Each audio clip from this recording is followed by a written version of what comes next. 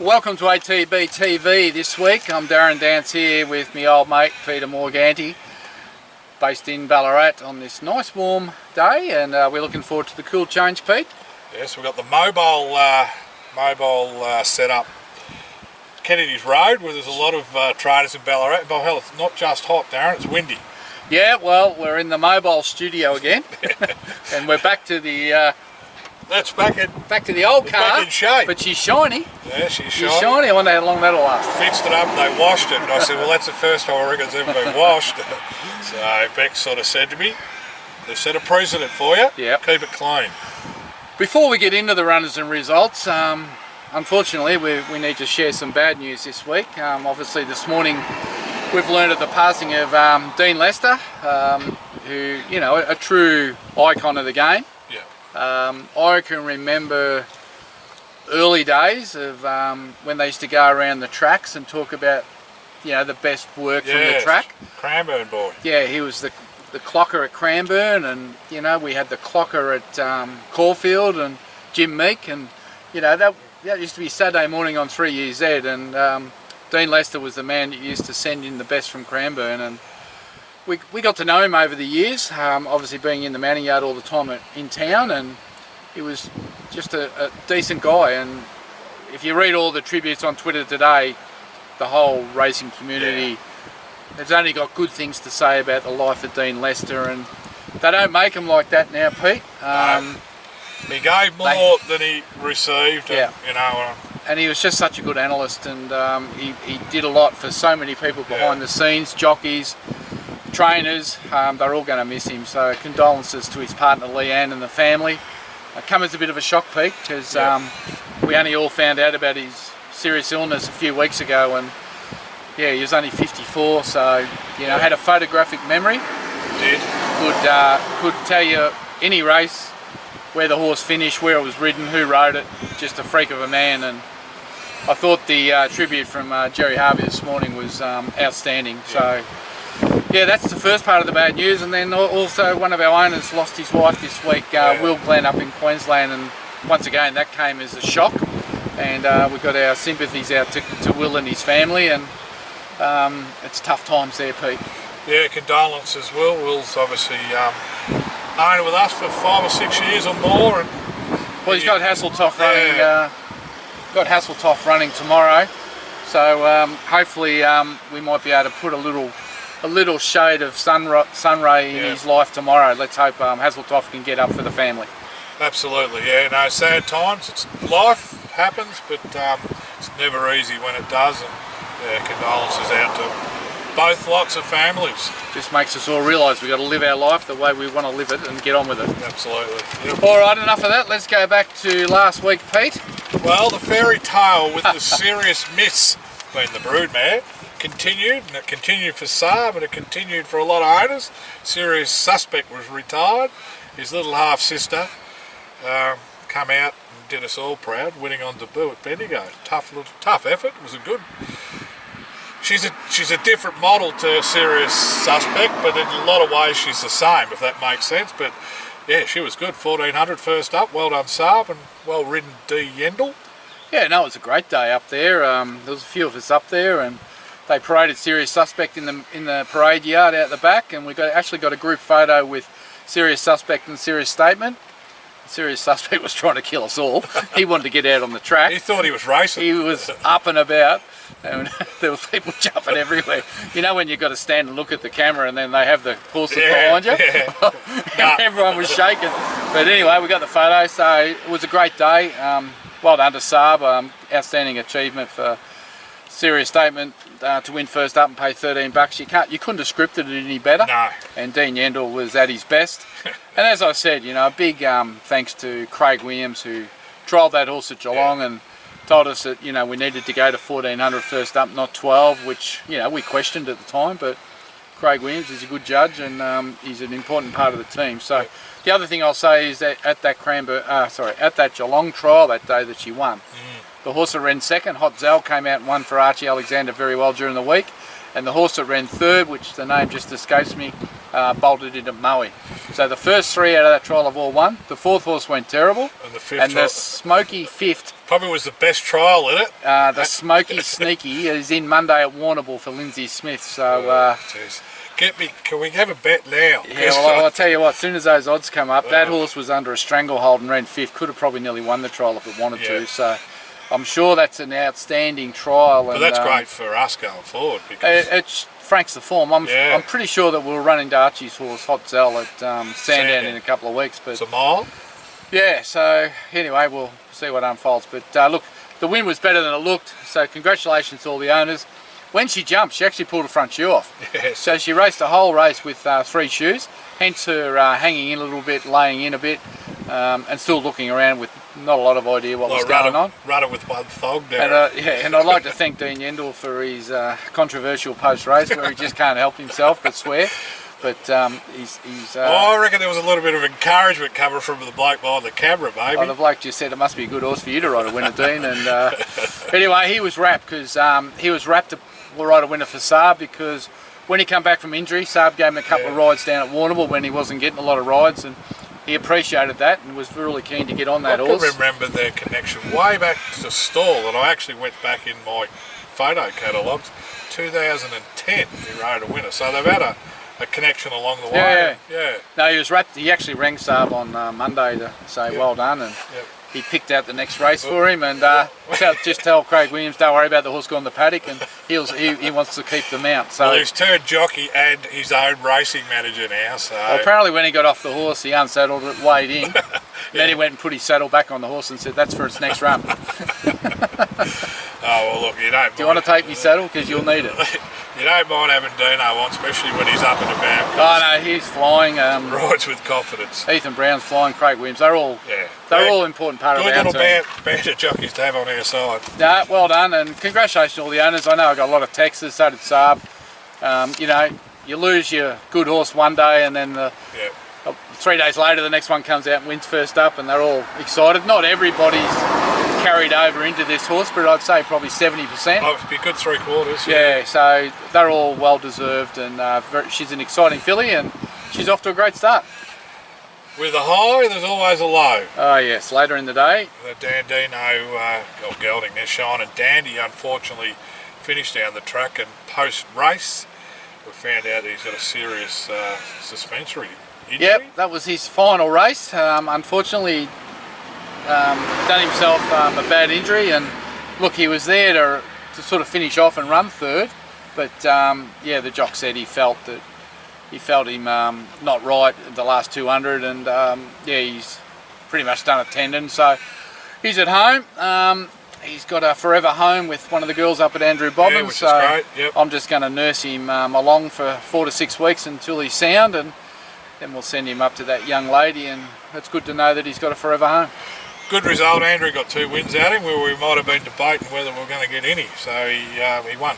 As it turned out, 2 out of 3. So. Yeah, no, it's not ideal, but anyway, look, that's just one of those things in racing that you have a good morning and then you have a bad afternoon. So well, we move on. Let's hope the bad turns into good. We've got some runners across the weekend. We've got 4, 3 on Saturday, 1 on Sunday.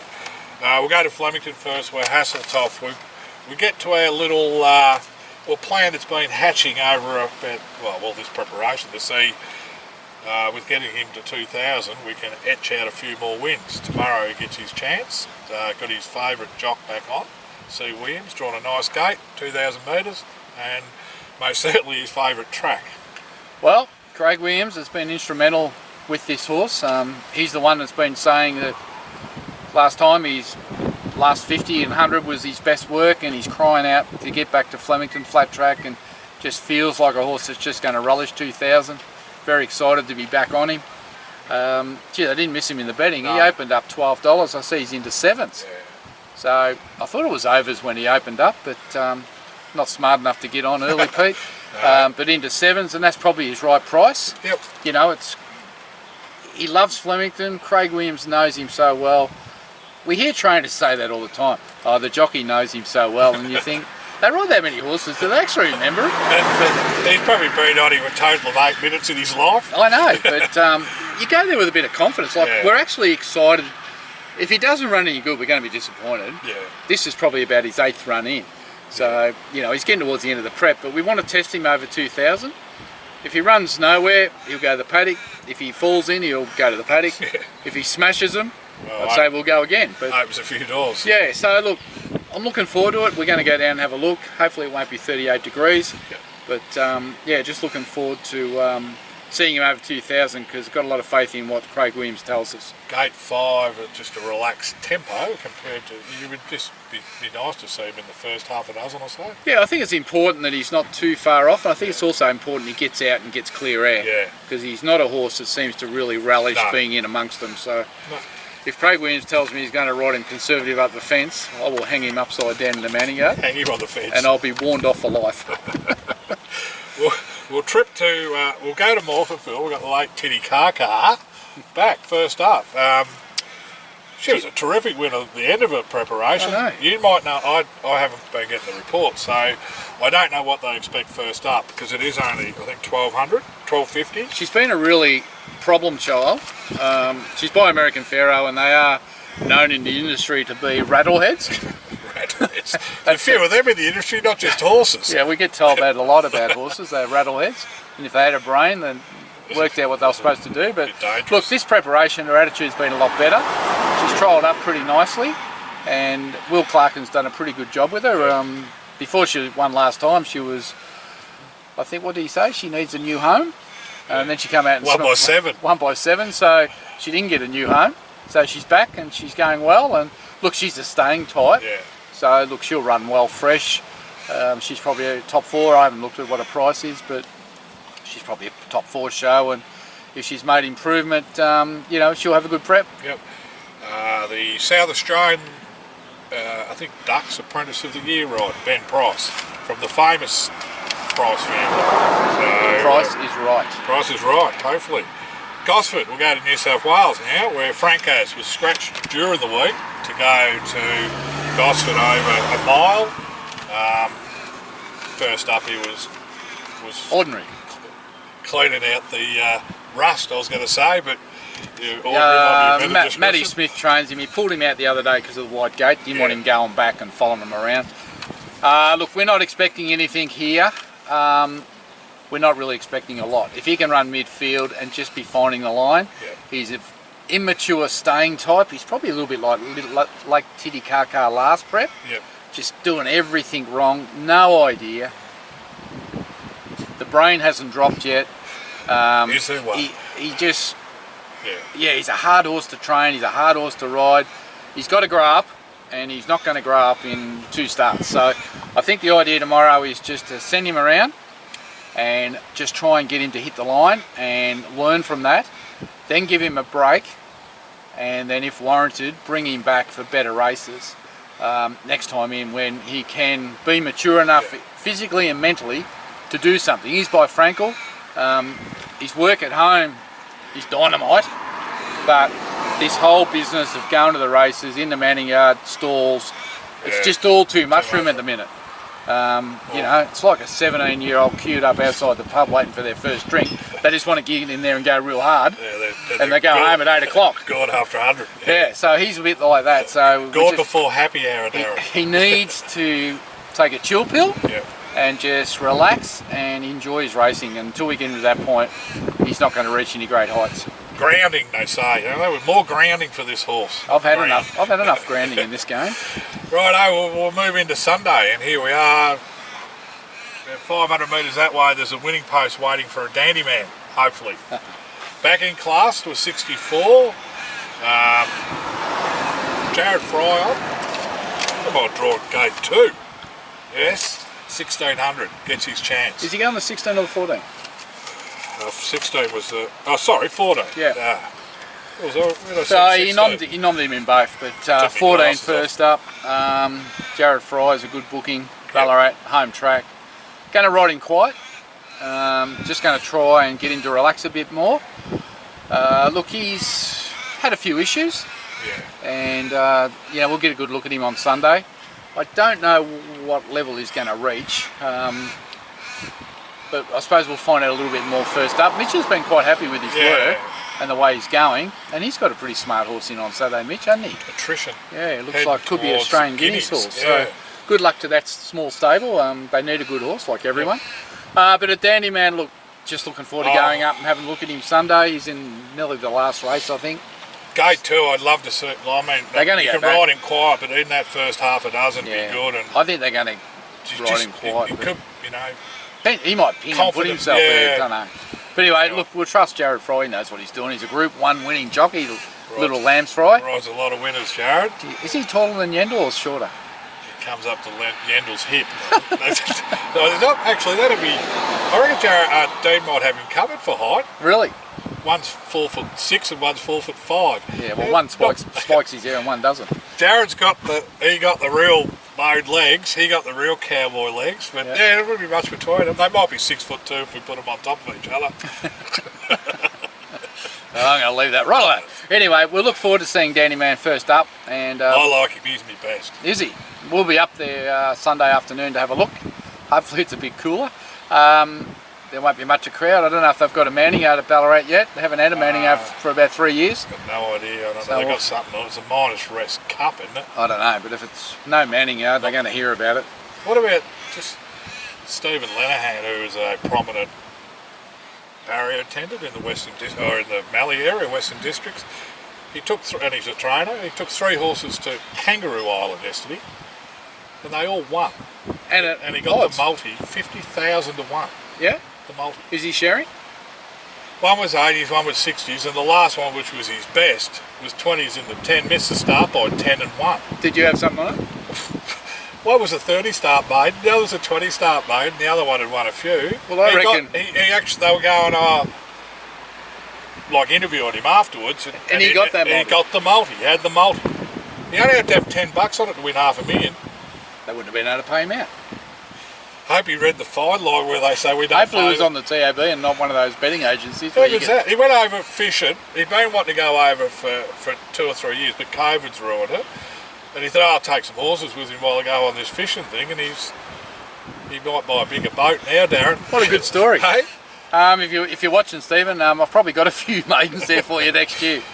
Unbelievable. Like Kangaroo Island, never been there. We just hope one had run a place. Jared Lawrence-Sandy went over and rode a winner. Did he? So, yeah, so it's obviously a bit underrated rider, Jared. Yeah, good rider, good rider. I didn't see him back here this morning. No, he's probably still on that boat. Well, that's our runners. So who's your best, Dandy Man? I like Hasseltoff each way, but I think a Dandy Man, that's his chance. If you start to just wonder if he's not close to winning. I'm going to go with Hasseltoff. Yep. On the basis that I've been listening to Craig Williams tell me for 2 months. Yeah. I want to see this horse over 2,000 in blinkers at Flemington. Well, 3 ticks there, Darren. I just need the 4th. I didn't get the $12, Pete. Now, how do you back it at 7 when you missed the 12s? Well, you know how you get your 12s back? You've got to take a multi. You take the $3, $4 and Dandy Man in. No. That's $30. I'm going to find an even money shot. I'm not that brave. Find a $1.50 place chat. Take Nature Strip the place in.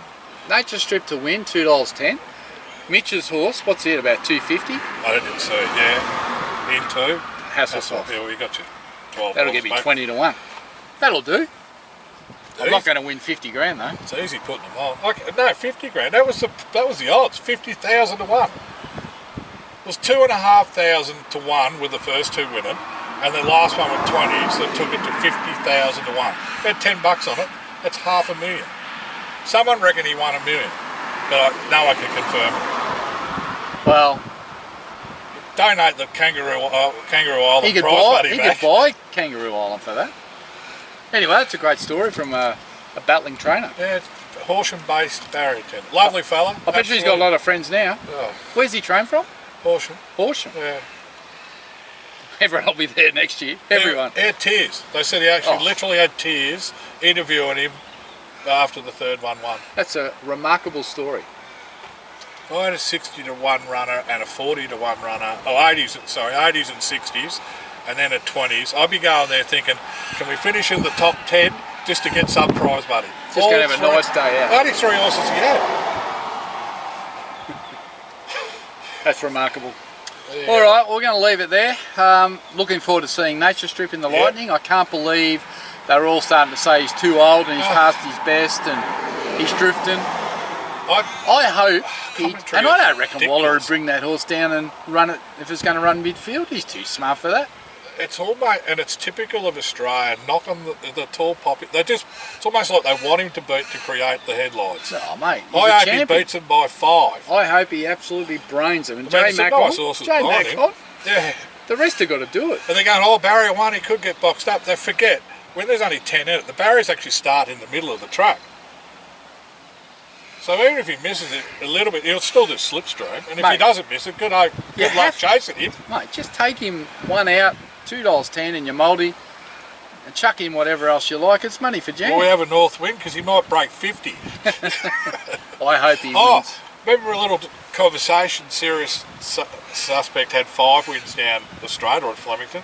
Nature Strip's had 6. Has he? Probably go to 7 tomorrow. Hope so. I'd like to see the good horses win. Oh, absolutely. I'm with you. So, yeah, good luck to them all. It's a good day's racing at Flemington tomorrow, and yeah, we'll look forward to how it unfolds. Righto. Anyway, until next week, Darren Dance with Peter Morgani. Have a great weekend.